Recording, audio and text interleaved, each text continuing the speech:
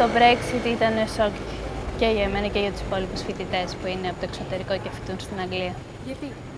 Γιατί πρέπει με το που βγήκε η απόφαση έπρεπε να σκεφτείς για το δάνειο, για τη βίζα, για το κόστος ζωής εκεί πέρα.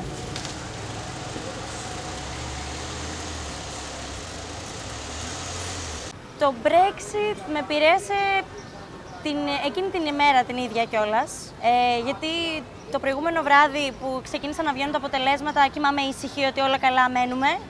Την επόμενη μέρα που βλέπω τα αποτελέσματα φρικάρω λίγο, γιατί λέω τι θα συμβεί τώρα, δεν ήξερα, μέχρι να πάρω το μήνυμα από το πανεπιστήμιο που μας έστειλα, που έλεγε ότι δεν αλλάζει κάτι, είμαστε πολύ στεναχωρημένοι που υπήρξε αυτή η εξέλιξη. Δεν αλλάζει κάτι για σας, τουλάχιστον για τα επόμενα 2 χρόνια τα πράγματα μένουν ως έχουν. Δεν επηρεάζεστε σε τίποτα. Ένα κομμάτι όμως το οποίο αξίζει να αναφερθεί που έχει πολύ σημαντικές επιπτώσεις είναι η γενικότερη αντίληψη που υπάρχει σχετικά με τους φοιτητές που εισραίουν από την Ευρωπαϊκή Ένωση στα Βρετανικά πανεπιστήμια. Και αυτό έχει να κάνει με το ότι το Brexit οδήγησε σε μια ταυτόχρονη άνθηση μιας ακροδεξιάς ιδεολογίας που λέει, ξέρω εγώ, κάτι του στυλ ότι θέλουμε να πάρουμε τον έλεγχο της χώρας πίσω.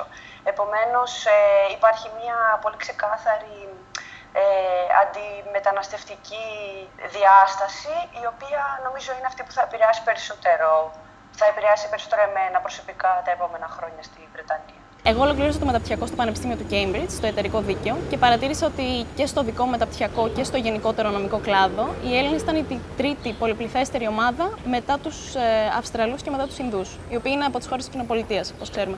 Το οποίο είναι τρομακτικό, γιατί μιλώντας και με τους αντίστοιχους ανθρώπους, συνειδητοποίησα ότι η απόφασή τους αυτή οφειλόταν πέρα από τη φήμη του Πανεπιστημίου και στο γεγονός ότι θέλει να τους εξασφαλίσει την είσοδο στην αγορά εργασίας της Αγγλίας.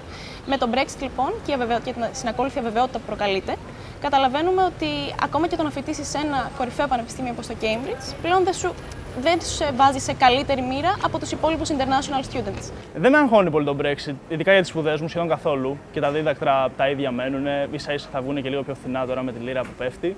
Γύρω στα 2.500 ευρώ δηλαδή πιο φθηνά. Αλλά αγχώνομαι λίγο για το μετά, γιατί εγώ σκέφτομαι μετά να συνεχίσω να δουλεύω στο Λονδίνο. Στην Αγγλία ή στο Λονδίνο, θα το δούμε αυτό. Και νομίζω ότι εντάξει, ειδικά σε κάποιες αγορές συγκεκριμένες όπως το banking ή το real estate θα έχουν σίγουρα μείωση. Η αλήθεια είναι ότι το σκεφτόμουν πριν το Brexit, ότι θα μπορούσα να μείνω στην Αγγλία. Τώρα δεν είμαι τόσο σίγουρη ότι θα ήθελα να μείνω σε μια χώρα την οποία λατρεύω πάρα πολύ, προσωπικά από πολύ μικρή, αλλά με τρομάζει το γεγονός ότι θα είσαι εκτός της ομάδας στην οποία ανήκει και η χώρα σου.